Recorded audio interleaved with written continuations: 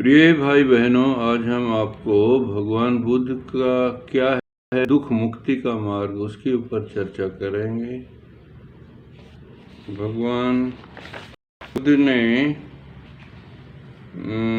जिस मानवीय विज्ञान की खोज की वह विश्व के सभी प्राणियों के लिए उपयोगी था, आज भी है और आगे भी रहेगा। बुद्ध की खोज स्वयं अनुभूति पर आधारित थी। वह उन्होंने खुद खोज की थी। साधना के आधार पर, अनुभव के आधार पर वह खोज की थी।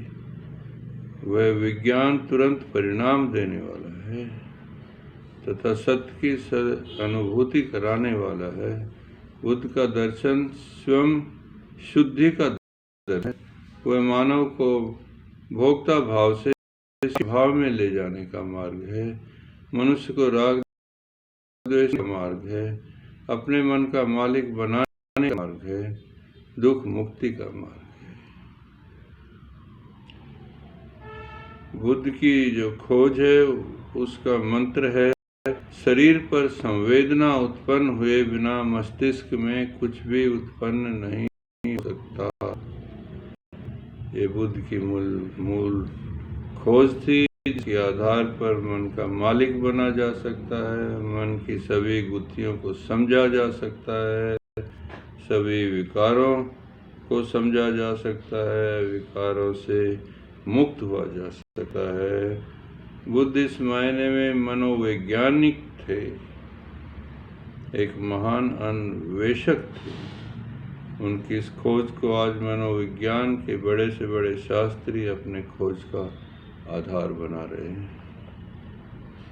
ये खोज बुद्ध ने कैसे की, इस खोज के लिए किसी विद्यालय की जरूरत नहीं थी, किसी प्रयोगशाला की जरूरत नहीं थी।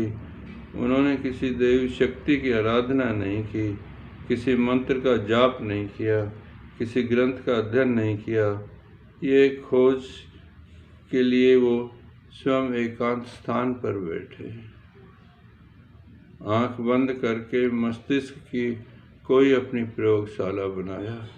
उसी में जो भी घट रहा था उसको जाना, उसी को जानते जानते अंत सत्य तक पहुंच गए कि यहाँ से दुख उत्पन्न होता है।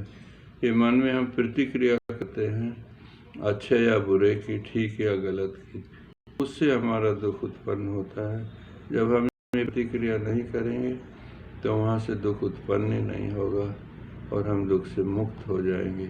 ये विज्ञान था बुद्ध की खोज का। केवल हम शरीर पर भी कुछ प्रकट होता है उसको देखते रहें, मात्र देखने का खेल वे अपने मस्तिष्क में खेलते रहे। वही अपनी प्रयोगशाला बनाई, इसलिए उनकी साधना का नाम विपश्यना पड़ा। वे माने विशेष, पश्यना माने देखना, विशेष तौर से देखने का ज्ञान। उन्होंने देखते देखते 52 प्रकार के मस्तिष्कों की खोज की। उनमें से उन्होंने 4 तरह के मस्तिष्क को दुख मुक्ति का आधार बनाया।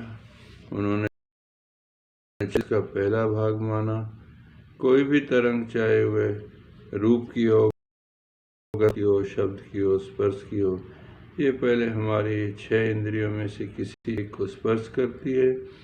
इससे शरीर को अनुभव होता है कि कुछ स्पर्श हुआ।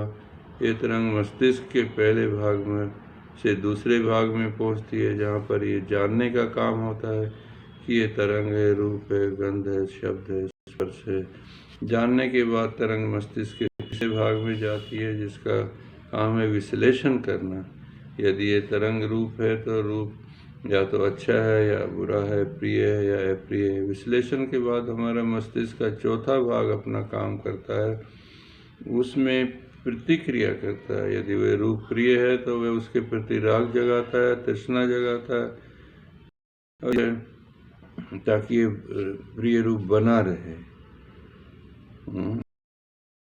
उसको मिलता है। यदि अप्रिय है तो हमारा मन कहता है हमें नहीं चाहिए, इससे द्वेष की उत्पत्ति होती है। तो हम राग और द्वेष की उत्पत्ति को समझ जाते हैं। और इस खोज के बाद उन्होंने दूसरा नियम खोजा कि सभी दुख अंततः सभी सुख अंततः दुख के द्वार पर ही पहुँचते हैं। All pleasures and in pen, ये भगवान की घोषणा थी। सुख की चाह हमें दुख के द्वार पर ले जाकर खड़ा कर देती है। बुद्ध की तीसरी है कि ये संसार तरंगों का पुंज है। बुद्ध का दर्शन अनित्य, अनात्म और दुख पर आधारित है। इसे वे एक वैज्ञानिक की तरह संवेद को आधार बनाकर समझाते हैं।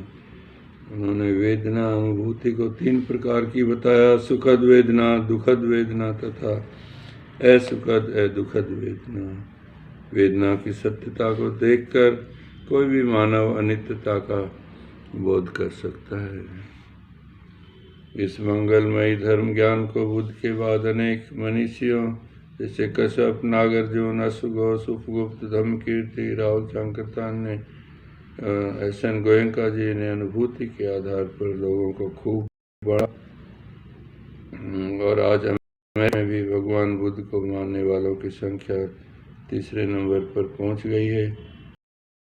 ये भगवान का जो ज्ञान है ये विश्व को आज जागृत कर रहा है और मानव अपने दुख को मुक्त कर रहा है। देखत देखत देखते चित्त समता स्थित होए, संवेदन का रस छुए, मुक्ति दुखों से होए। आपका मंगल हो, आपका भला हो।